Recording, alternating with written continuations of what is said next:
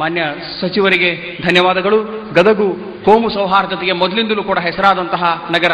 ಇವತ್ತು ಈ ಸಂದರ್ಭದಲ್ಲಿ 138 ಮುಸ್ಲಿಂ ಜೋಡಿಗಳ ವಿವಾಹ ಕೂಡ ನೆರವೇರ್ತಾ ಇದೆ.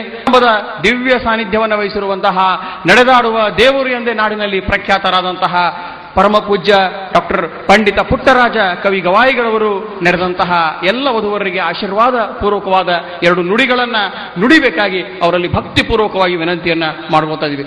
ಪಂಡಿತ ಡಾಕ್ಟರ್ ಪುಟ್ಟರಾಜ ಕವಿ ಗವಾಯಿಗಳವರು.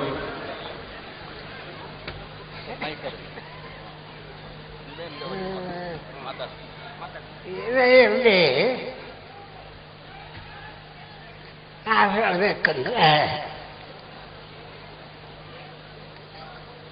ಆಡೋದೆಲ್ಲ ಭಾಳ ಇರ್ತತಿ, ಆದರೆ ಎಲ್ಲ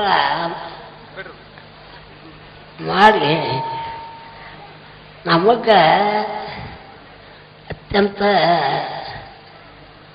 ಕಾರ್ಯಭಾರವನ್ನು ವಹಿಸಿದ್ದಾರೆ ಅಂತಾರ ಅನ್ನೋರಿಗೆ ನಾವು ಅಭಿನಂದಿಸಿ ಈ ಭಾಷಣವನ್ನು ಮುಗಿಸುತ್ತೆ.